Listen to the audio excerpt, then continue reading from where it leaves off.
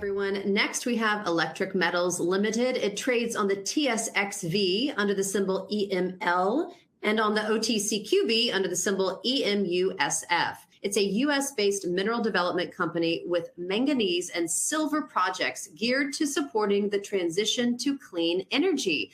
Happy to welcome CEO and Director Brian Savage and Chief Geologist of Big Rock Exploration, Dean Peterson. Welcome, gentlemen. Thank you very much. Thank you. All right, the floor is yours. Call me back when you're ready for questions. Thanks much. Dean, go ahead and take it away. Okay, I'm going to talk about the geology and ore deposit model of the high-grade EML manganese deposit on the Keynote range, kind of central Minnesota. I got a bunch of slides. I'm going to go quickly here, just so everybody knows. Kind of an outline, perhaps idealized, depending on how much time we have, kind of a regional geologic framework. Kind of some historical insights. I mean, this deposit has been known for over 70 years, and we actually know it a lot better now. We're going to go through the geology of the deposit. I mean, one thing that's perhaps, unusual for a junior mining company, junior exploration company, is we have a very robust knowledge of the geology of this deposit. And then go to the ore deposit model. We'll figure out how this deposit formed and how we can use that data to further the project and perhaps exploration for other similar deposits. I always like something like this, go big or go home. The EML deposit, that's the star in kind of central Minnesota. Actually, the geology really started about 2.4 billion years ago when the continent started to rift apart. Actually sent the Wyoming Archean 2.7 billion year old province away to the west, so kind of Wyoming on the run, which actually resulted in the edge of the North American continent at that time. EML deposit formed on the margin of it, and that actually plays a huge role in just the formation of iron formations in general and the EML deposit in particular. This is kind of a view of the Pinocchian orogeny, which is what we call kind of the mountain building event that happened in kind of north central or the west of the U.S. and actually up into Canada. When you rift the continent apart, you actually make the continental crust thinner. You can form sediments on the margin. And what happened in the Pinocchian orogeny, the continent rifted apart and then it came back together again, similar to what's kind of happening in Japan, going into China now, and things like that. Here's kind of the initial conditions of what we think happened here. Again, the rifted southern margin. You can see in the lower left kind of the heat. When you rift the continent apart, you thin the continental crust, which actually lowers the pressure in the mantle and derives a bunch of heat. The mantle starts to melt and brings intrusions into sediments that are kind of being deposited on the ocean shelf. That hot magmas come in here, drive hydrothermal venting and formation of what we call algoma type iron formations. And that released manganese and iron into the sea at that time, which this is, 1.9, 2 billion years ago. The seas were anoxic. So those 2+ iron and manganese went into solution in the ocean. Upwelling currents could deposit it at a shallow water. And at the shallow water, we know there was life forming there, releasing oxygen, dumping manganese and iron out. So that's kind of the protolith or the original rock of the EML deposit itself. Then continuing on Pinocchian orogeny, these rocks were uplifted, and the EML deposit itself was part of the EML district. Big thrust faults bringing in materials, from outboard and folding the rocks up, up and down, and which plays a huge role in the development of EML deposit because it was the erosion of these materials that formed the EML deposit in the end. So I'm just going to go back here. We have actually the fold and thrust belt in the Keynote range. We have the North Range and South Range there, which was historically the United States' largest manganese resource, especially the North Range. EML deposit is actually in folded rocks below it. So here's kind of a cross section, the geology map that we know today. We actually have in Minnesota very good geology maps, fold and thrust belt. I'm pointing out the North Range in here, this folded sequence of iron formations in here, the South Range in here, and the EML district are these thrust front folds in here. The EML deposit is up on the north edge of that. We zoom in to the geology itself. family deposit. The brown is the iron formation of the EML iron formation. Electric metals lands are in kind of blue in here. And big rock exploration is the area that we have worked for electric metals is in this area right here. Initially, what we did was actually, compile data for the deposit itself. We actually compiled all these historic drill holes going back to actually a couple of these holes were 1913, and then mostly in the 1940s and 50s. And a couple holes, or 3 holes I have highlighted here. So this would be the outline of the EML iron formation that we knew at the start of this project. And, Pickens Mather hole 201 and 202 here, and U.S. Steel hole 18709 is right here. We're going to look at these for a second here.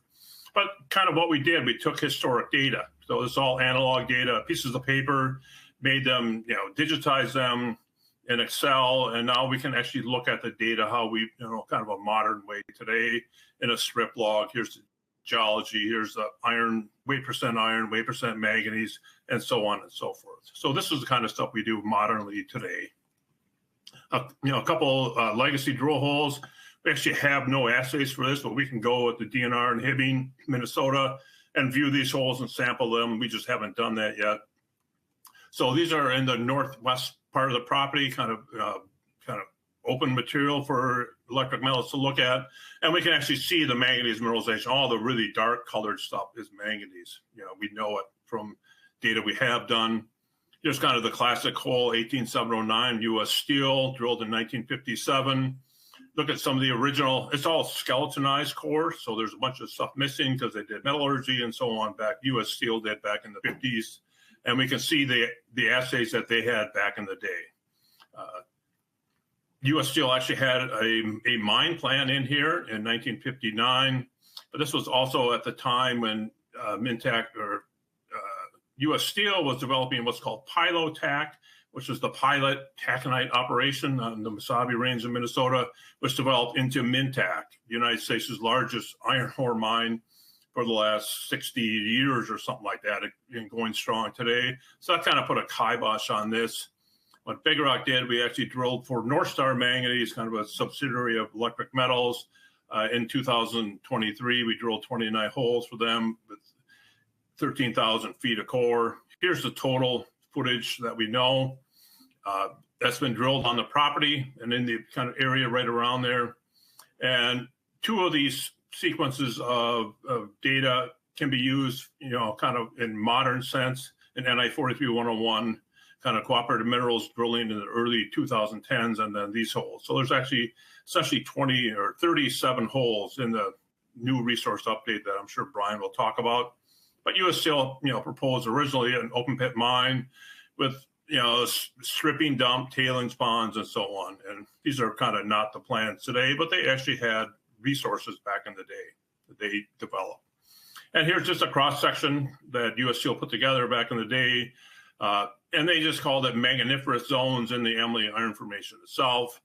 They were looking for manganese and iron in here, but there's really no stratigraphic framework. How did this thing form at this time? So what Big Rock did, we worked for, again, North Star Manganese, and drilled these holes, and we actually have a really good kind of stratigraphic framework of the EML iron formation itself. I'm not going to go into any detail in here. But there is some very interesting things here. We actually know, like, the origin of iron formation with this unit right here, which is a carbonate facies. It's bedded manganese and iron carbonates in there, which alter or oxidize. So, classic banded iron formation. The main ore holes are in these dark colors in here, kind of granular iron formations in them. Here's a stratigraphic profile of it from top to bottom.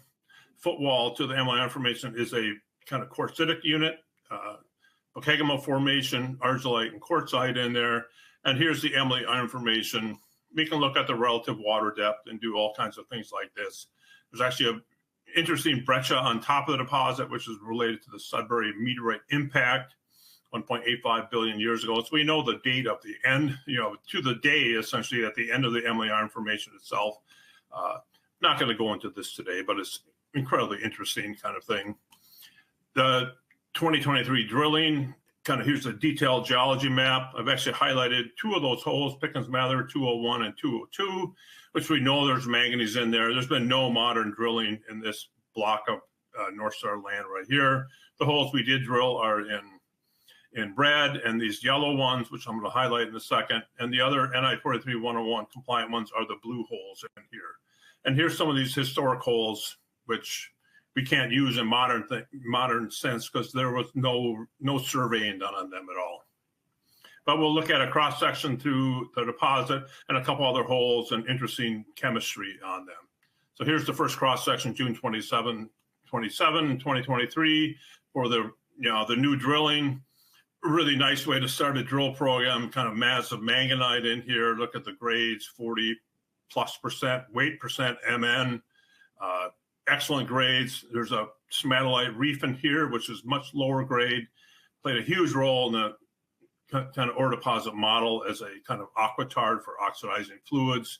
Sent fluids down on either side of it to oxidize the rock.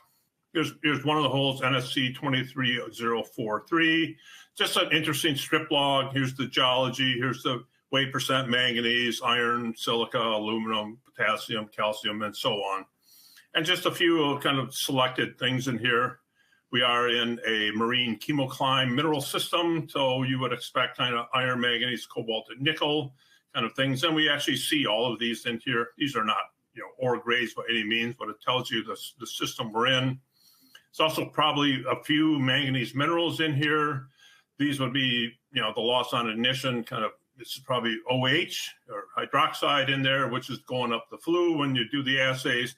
That's probably in the mineral manganite, MnOOH, and probably cryptomeline, potassium manganese oxide in here. That's what we're seeing in here, because most information will have no potassium in it, kind of in here. Here's this smatolite reef in here. You see the really high grade, there's essentially all the silica has been leached away. It's gone, which is pretty interesting itself. Another hole, 23049. We can see on the top of the amyloid information, there's this what we call P4, which is a massive chert. You can see the silica grades in this, no manganese in there at all. It's just massive chert. It's a very massive rock. Would form an excellent back for an underground mine, kind of your roof, kind of very competent unit in there. And the other elements we can see here. What does this all mean, ore deposit model? Well, in a nutshell, it's manganese carbonate, the original protolith, being oxidized, forming kind of classic banded iron formation as a rest site, we'll say in there. The oxidation of the manganese here dissolves in aqueous solutions, and then it's trapped in kind of granular iron formations in here. You can see the mass of manganese oxide in there. And we can look at this kind of P or XRF element maps. Here's this carbonate iron formation. You can look at the various elements. I'm not going to go into this. There's the manganese, so bedded manganese carbonate in here. The manganese trap is in granular iron formations. You look at a massive manganite sample, you can't tell what kind of rock it was, but in here we can see the granules. You can see this is a granular iron formation with wavy bedding. It's just totally replaced by manganese in here. Kind of go back to the ore deposit model. Here's kind of where we started. Then these rocks got folded like this, so we're going to fold all of these rocks in here. And this is what we think happened. So here's the protolith, bedded rhodochrosite.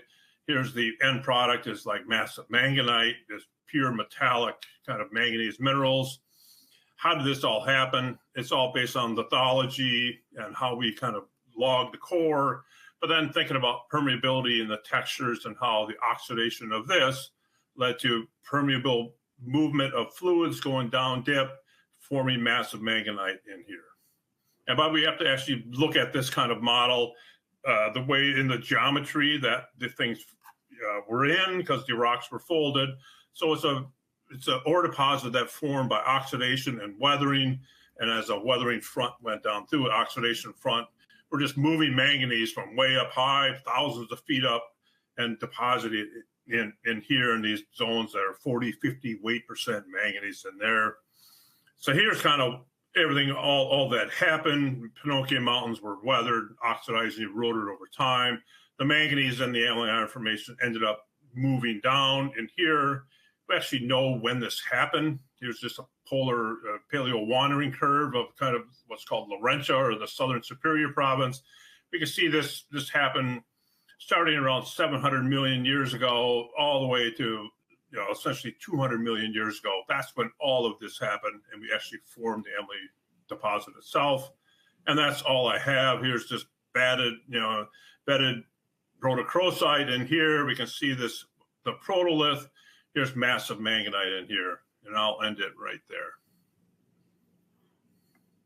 And thanks, Dean. Appreciate Brian, go from here. Appreciate that, Dean. As you can tell, we have a really good handle on the geology of this high-grade deposit, and what we want to do with that is become a significant domestic producer of what I call high-value, high-purity manganese products to supply the North American electric vehicle battery technology and industrial markets. Just our cautionary statement, but let's talk about manganese, because not many people really talk about manganese when it comes to critical minerals. It's the fourth most used metal on the planet, behind iron, aluminum, and copper. It's used in making steel, metal alloys, batteries, aluminum cans, fertilizer, animal feed, wastewater treatment, water purification. You can see over here on the manganese battery side, from an electric vehicle battery perspective, it's used in about 60% of the electric vehicle battery chemistries. One of the things that the U.S. is reliant on, 100% of manganese is imported, and typically the way it works is the manganese ores from Africa are transported over to China. China controls about 96% of the global high-purity manganese sulfate monohydrate market. From there, it gets shipped back over to the United States. And you can see from all that transportation, kind of a lot of carbon being sent out. Why does a domestic supply matter? First of all, national security. We don't have any domestic production in the United States. And I think it's been shown before with the rare earths that if you don't have a good domestic supply, you're going to be in trouble. So from an economic stability, you can see from that previous map that the supply chain is substantially reduced. If we've got that supply here in the United States, it allows us to better control the technology. And from an environmental perspective, we've got better environmental standards, so we'll have a cleaner product. Just to give you an idea of where the Emily deposit is located in Minnesota, and I think this is the real telling map here. You can see the Emily deposit in the red dot just about smack in the middle. These are 33 of the current North American battery initiatives. And so you can see how important it would be for the Emily deposit to get developed and for us to be producing high purity manganese sulfate monohydrate, because we have a whole number of battery projects that are out there. Dean talked about these next slides, so I'll skip over those. From 43101, we just announced the filing of our 43101 resource update.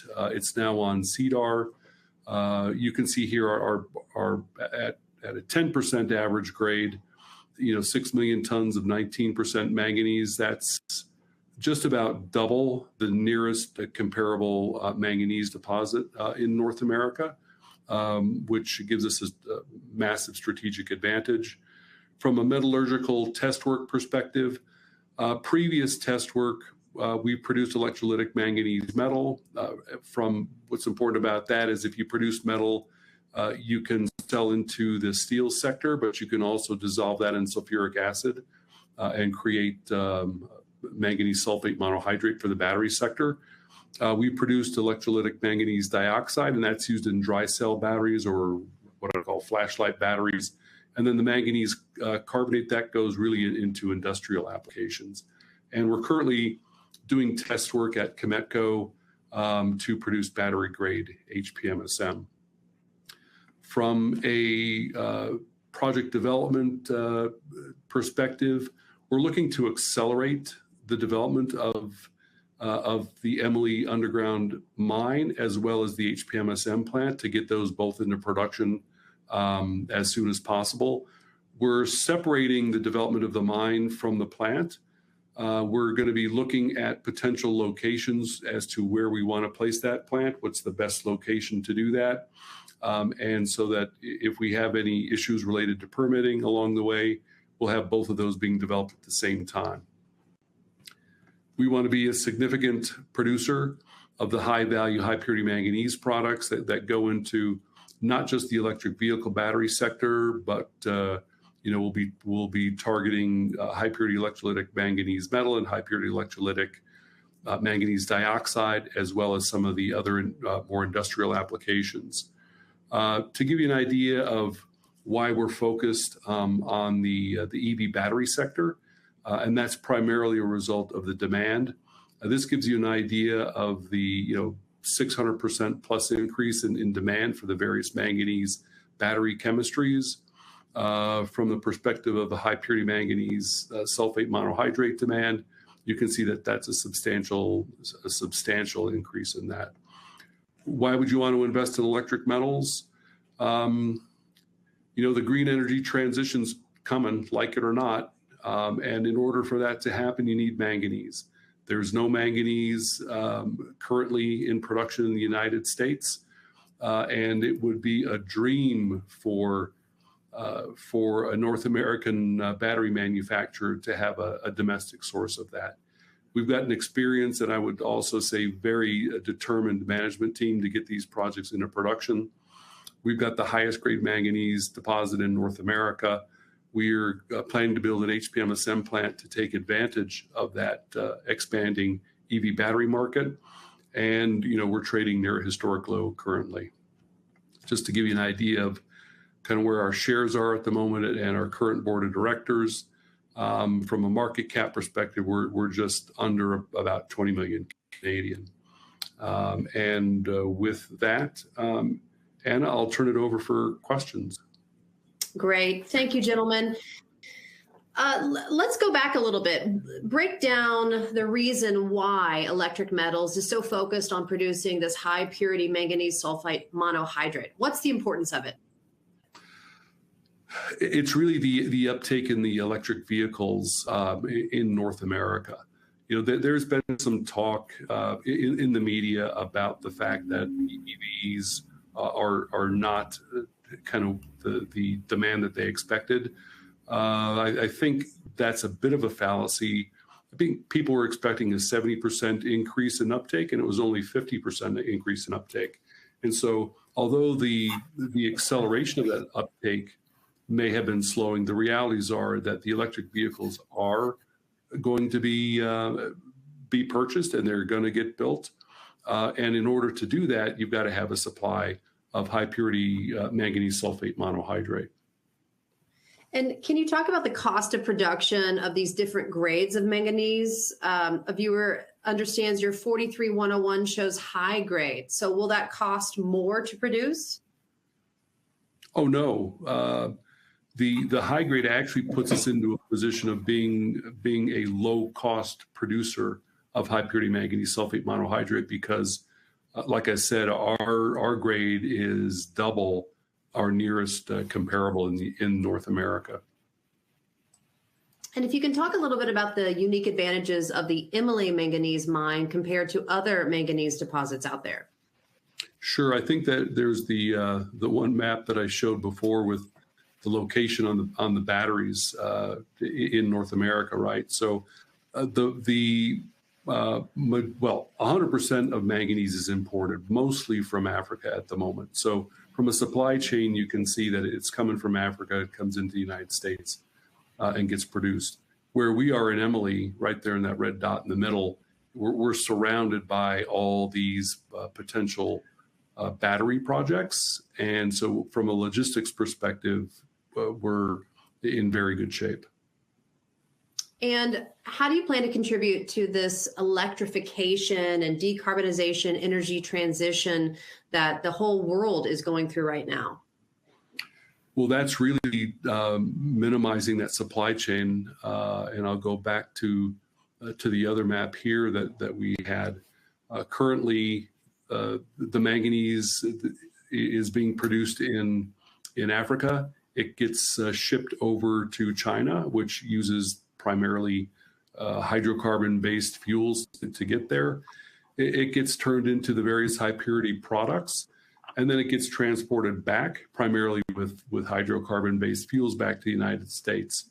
And so one of the things that we can do by just being so much closer to the EV battery manufacturing plants is a substantial amount of carbon reduction just in transportation alone. And then by producing the HPMSM, the electrification of vehicles in particular, as well as energy storage, that's also going to reduce the environmental footprint. And how do you plan to secure these long-term offtake agreements and partnerships to mitigate, I guess, the impact of the manganese price volatility? Sure. So we're actually in conversations with several battery manufacturers and what they call OEMs. Back in my day, we called them auto manufacturers, but somehow they decided to call them OEMs now. Yeah. And so, yeah, we're in discussions. And like I said, having 100% domestic production of high purity manganese sulfate monohydrate, HPMSM, is a dream scenario for these North American battery manufacturers. And a few questions wanting you to break down the differences between manganese sulfate monohydrate, electrolytic, I can't pronounce that, manganese dioxide, sure, and the metal. Can you break these down for us? Yes, sure. So those are all what they call high purity products. Okay. High purity electrolytic manganese metal. That's basically just putting it through an electrowinning cell and producing metal. That metal it's basically a flake metal. You knock it off the cathode and you can send that to a steel manufacturer. Like I said, you can dissolve it in sulfuric acid and produce high purity manganese sulfate monohydrate. High purity electrolytic manganese dioxide. Again, it's another kind of a chemistry set. You dissolve the manganese in sulfuric acid. You put that solution through an electrowinning circuit. You plate that manganese dioxide onto a cathode. You take the cathode off, and then you send that to the likes of Rayovac, who turn those into what I call flashlight batteries. And then high purity manganese sulfate monohydrate. You basically are skipping the step of producing electrolytic manganese metal and going right to producing that sulfate. And then you basically produce a crystalline form of that. And then you send that off to the battery manufacturer who puts that into the cathode portion of the battery. Fascinating. Talk a little bit about your timeline. What should investors be looking for in the near future from you guys? Well, one of the things that we're doing right now is developing a drill program that's going to allow us to accelerate the conversion of the resources into reserves. It'll facilitate our mine permitting, our mine planning. We'll be doing additional metallurgical test work, and then the flow sheet optimization. That's kind of the main task of, I'll say, the balance of this year, with the idea that we would like to start that drilling program, sometime kind of November, December-ish timeframe. Wonderful. Well, do you gentlemen have any closing remarks for our viewers today? Happy to take any more questions anybody has. Feel free to reach out. Yeah, nothing for me. All right. Well, thank you, Dean. Thank you, Brian. We look forward to having you on again in the near future with some updates. We appreciate your time and presentation today. Thank you very much. Appreciate it. Thank you. All right. Stay with us, everyone. We'll be right back.